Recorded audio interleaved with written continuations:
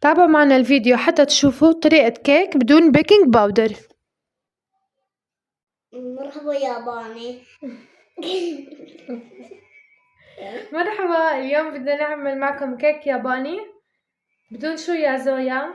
بيكنج باودر. بدون بيكنج باودر. رح نعمل احنا حنجربها لأول مرة طريقة كيك بدون بيكنج باودر.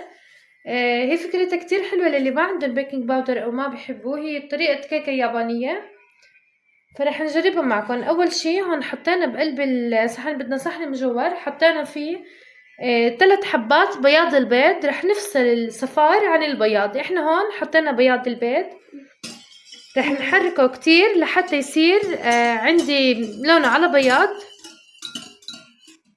صار لونه عندي على بياض. هلا رح احط بالتدريج نص كاسة سكر. رح نحط شوي ونحرك. حركي يا زويا، هات انا احرك وانت حطي هاي. بنحط شوي من الكاسة وبنحرك، وبعدها بنحط باقي الكاسة. رح احتاج نص الكاسة، حطيهم كلهم وبنحرك سوا كتير منيح.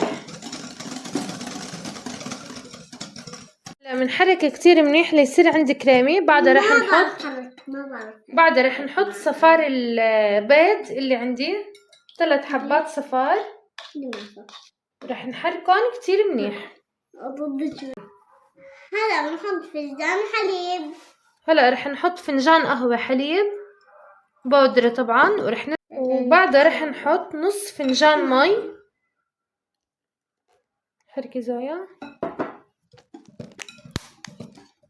هات احرك شوي. يلا بس شوي، انتبهي مفتوحة. يلا حطي. وبعد المي رح نحط كيس فانيلا، تقريبا بتيجي معلقتين كبار او معلقة ونص، وبنضل نحرك. شوي مو مشكلة، بسيطة. انتبهي ايدك. بنحركهم سوا كتير منيح. بعدها رح نحط فنجان قهوة زيت إلي،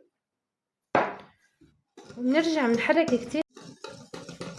Sing with me, I'm so happy. Sing with me.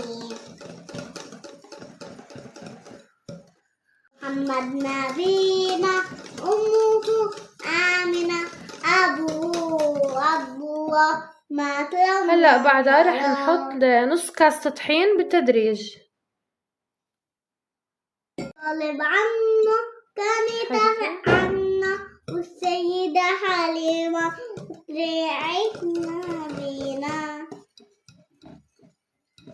هون احتجت ل3/4 كاسة طحين منخول. بنحركهم سوا كتير منيح. طبعا انا بهذا الوقت الفرن عندي حميته، شغلته على حرارة 170، بتركه شوي يحمى.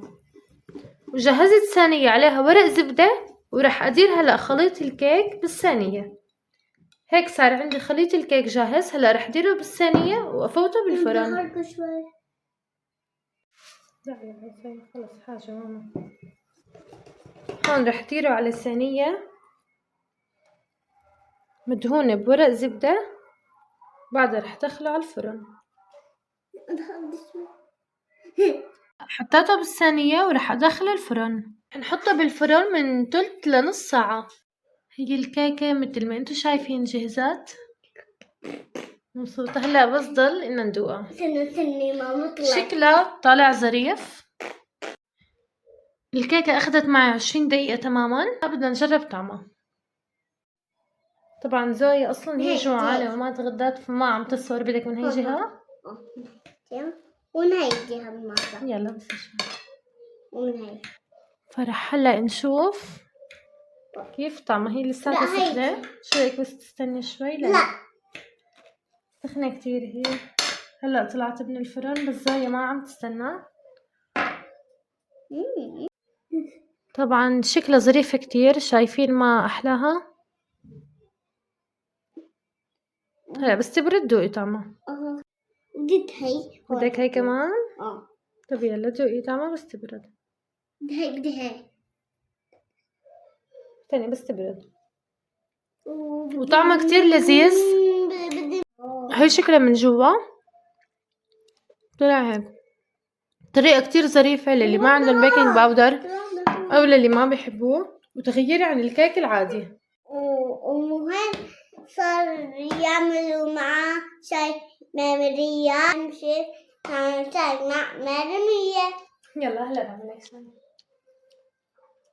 كيف طعمه طيب؟ حبيتيه؟ دايما اعملك مثله؟ طيب إنه كتير طيبة ودوقوها. طبعا هي الطريقة كتير طيبة طلعت، بس أهم شي تعملوها بأصغر صينية عندكم. أنا شوي الصينية كانت كبيرة، فلأنه كميتها قليلة مو كبيرة، فأهم شي إنه تكون الصينية صغيرة.